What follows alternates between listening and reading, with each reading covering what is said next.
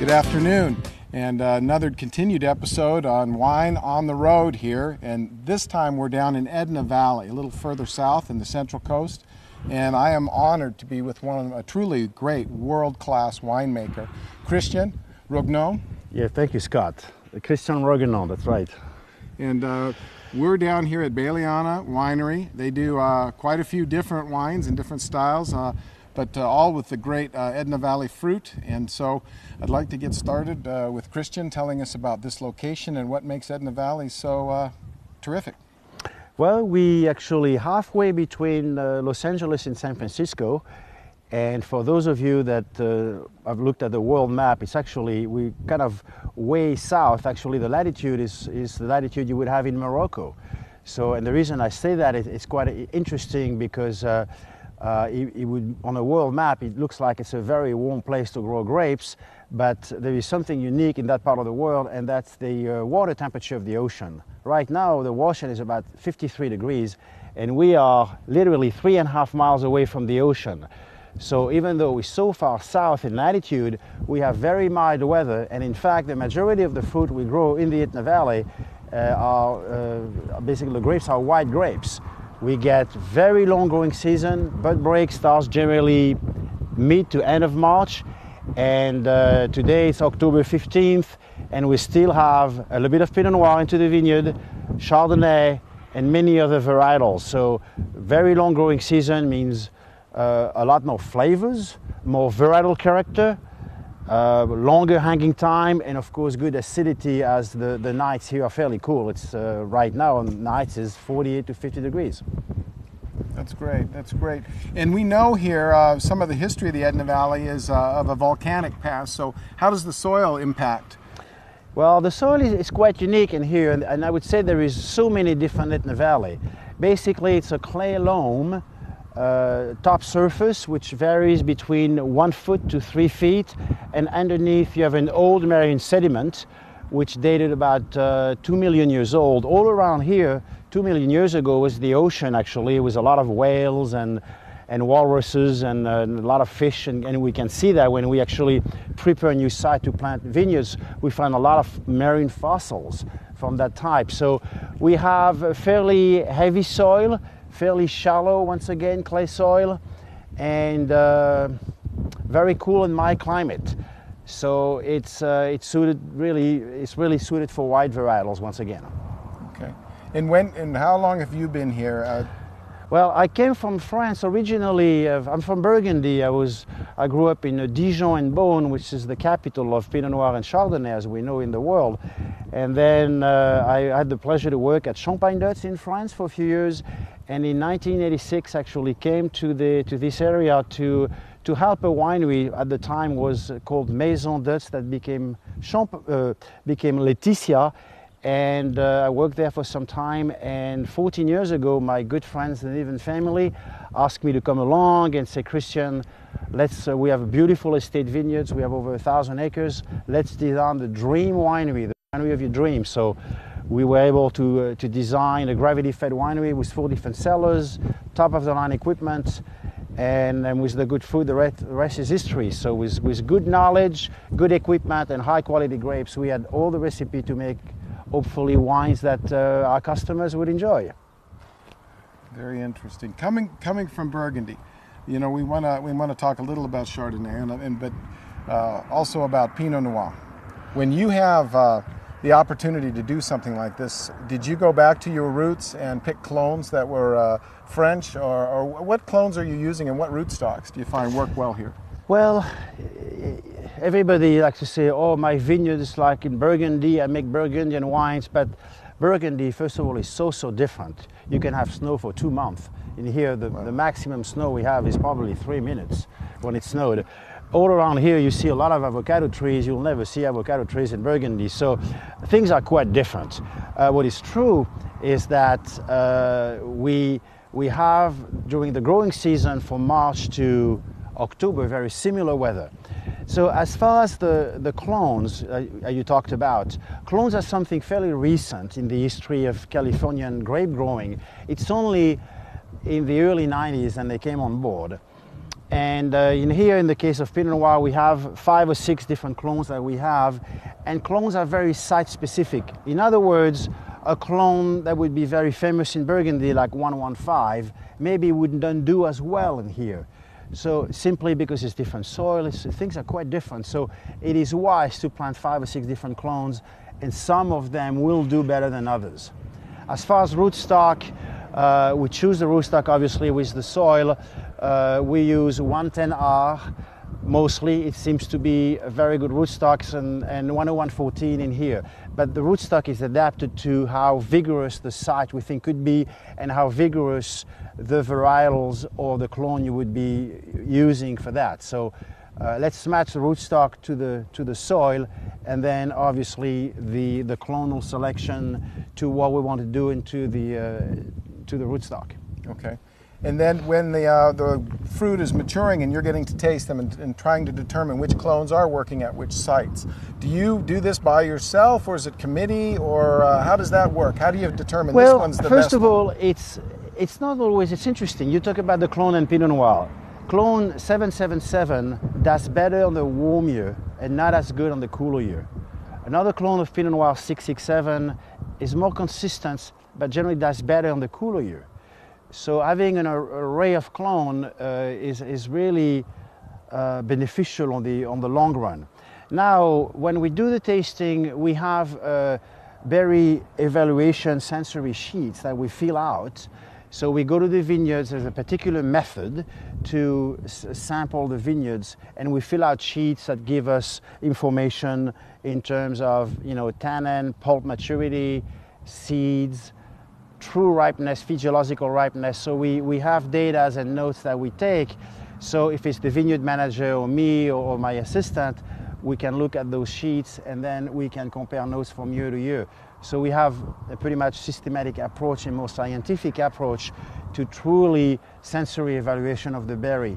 Because there is a lot of decisions that will be made down the road, such as trellising, canopy management, timing of it, clonals that we talked. So many things, so it's important to catalog and log that information at critical time, which is now during maturity evaluation and the harvest time. Okay, and then the logical step would be, you mentioned it, the trellising, yes. The canopy management. What do you find? It's breezy today. I don't know if that's indicative of the entire season, but what seems to work here? Obviously lots of sunshine. Well, you really touched a very important subject, because when I came in the mid-80s, too many varietals were farmed the same way. And every varietal should have to be farmed more specifically. Some varietals do not like direct sunlight. For instance, Albarino, which we grow here, it's very sensitive to heat and direct sun exposure. And if you expose that fruit too much, you lose a lot of crops through dehydration. The berry will dry and fall to the ground. Other varietals like Sauvignon Blanc, if the fruit has too much sun exposure, could heat up too much inside. The temperature inside the berry, under the canopy or outside the canopy, is 15 degrees different in the middle of summer. And you can have some of the precursors that actually could disappear or would be in lesser quantity if the fruit is too hot. To the opposite, for instance, Grenache Blanc or Viognier needs a lot of sun exposure. The skin is very thick, and if you don't have enough sun exposure, you get bitterness from those grape varietals. Syrah needs a lot of heat and more sun exposure in the Etna Valley. So each varietal is going to receive a different treatment, and the timing of leafing is also critical. I'll give you an example. If you leaf pull Pinot Noir early on, just after the berries are formed, you will build up some resistance within the skin, and you will most likely will not have sunburn during the sun, the summer. If you leaf pull too late, the fruit is going to hit those berries that have not seen the sun for a while, and the skin can fry and get somewhat deteriorated. So it is very critical, once again, to grow each varietal appropriately and make the right treatment, so when the fruit comes to the winery, it's at its best. Okay, and I'm looking down these rows, and they're spaced quite well, quite evenly, and the ground is not that steep. It's nice rolling hills.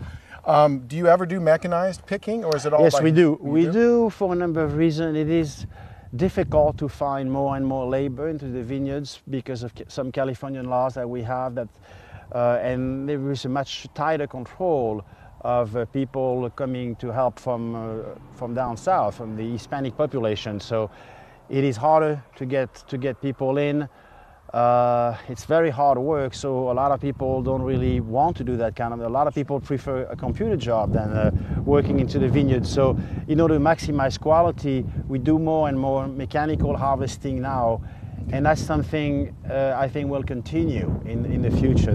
I don't see any ways around. So once again, we talked about farming earlier and management of in terms of canopy management, pruning and so forth.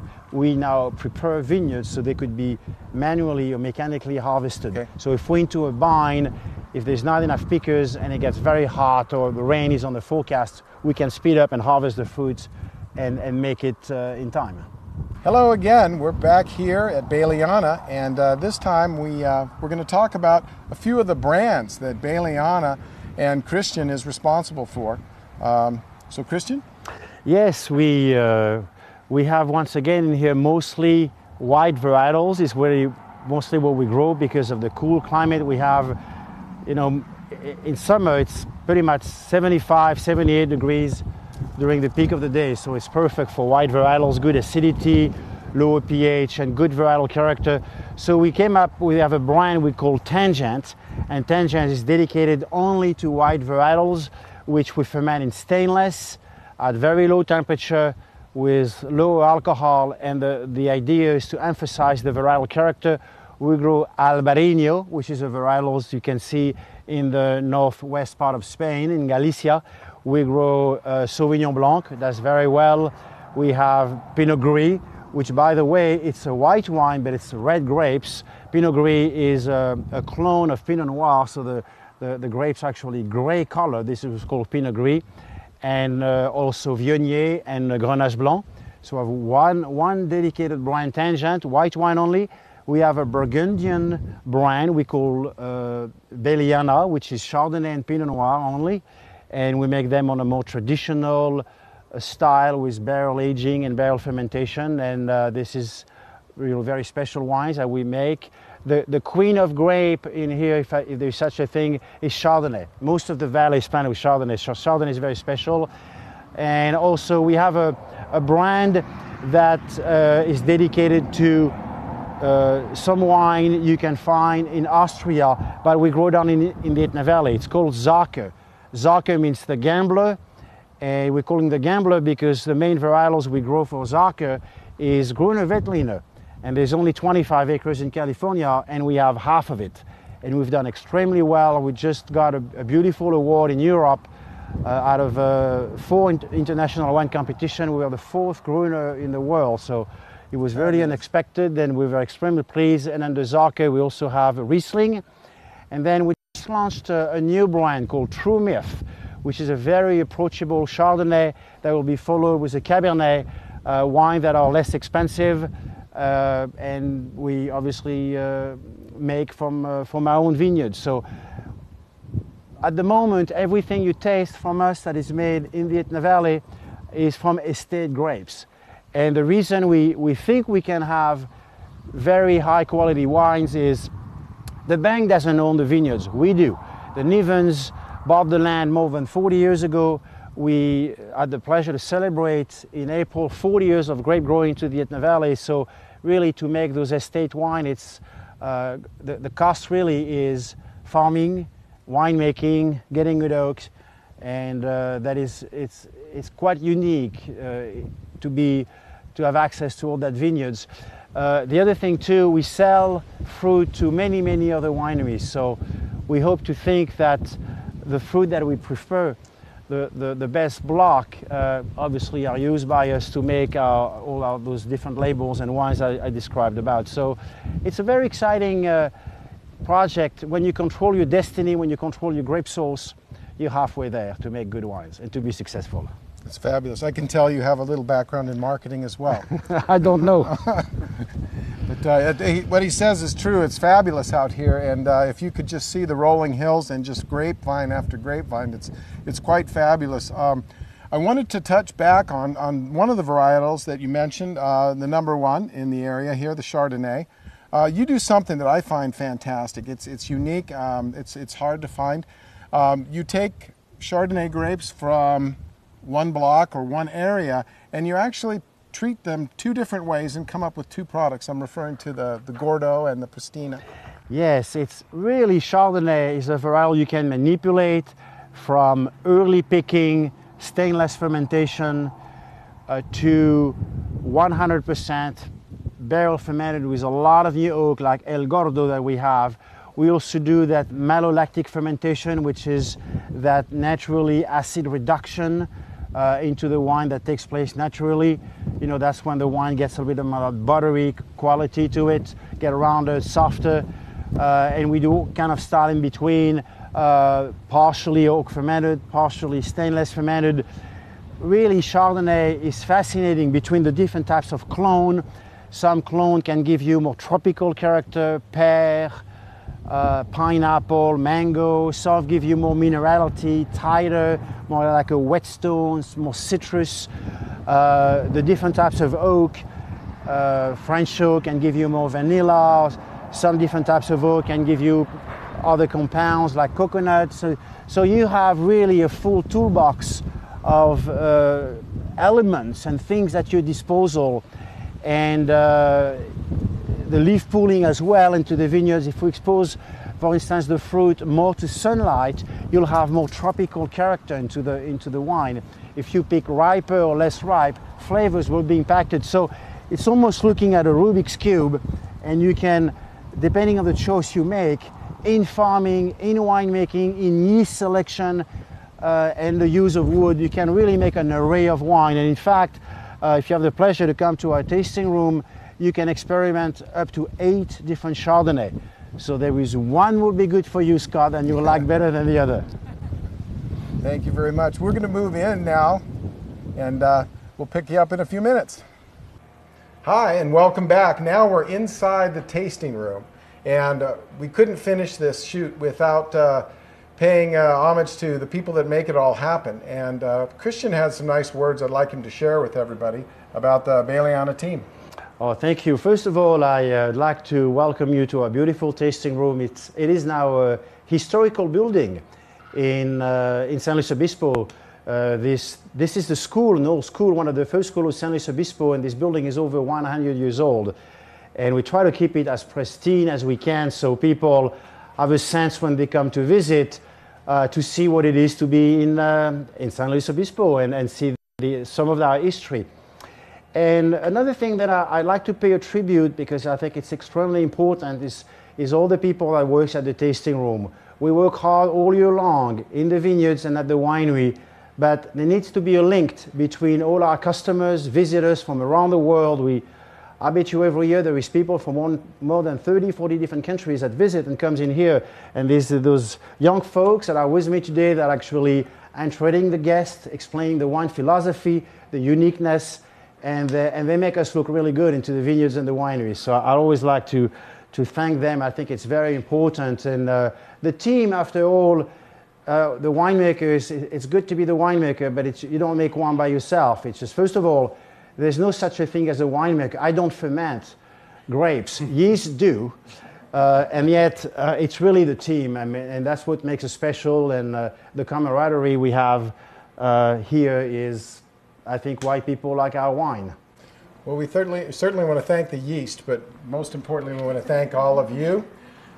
You do make it wonderful when we come to visit, and it ties the idea of the art of winemaking with the surrounding earth. The whole process comes through to a beautiful product that you guys present here, and we always go away feeling like family. So thank you very much.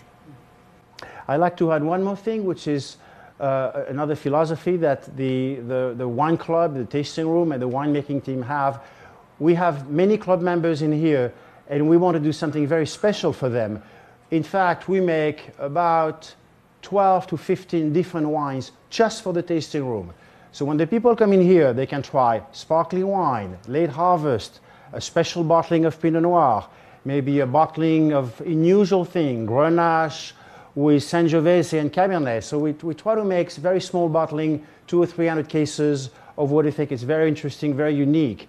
So when the people get here, they can bring home, if they choose so, a very unique wine they can find nowhere else in the US. And that's kind of a little cachet that we have. So we have a very successful wine club because people love to receive their little shipment and open and discover new wines from us.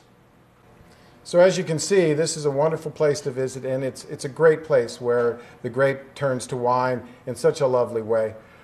Before we leave, we do want to thank all the people that are involved here, the tasting room people, which couldn't do it without them. Also Christian, just an amazing wealth of knowledge and history of winemaking in his lifetime. We appreciate your courtesy and thank you, Scott, welcoming us here. We'd also like to thank the Niven family and Appellation Wines.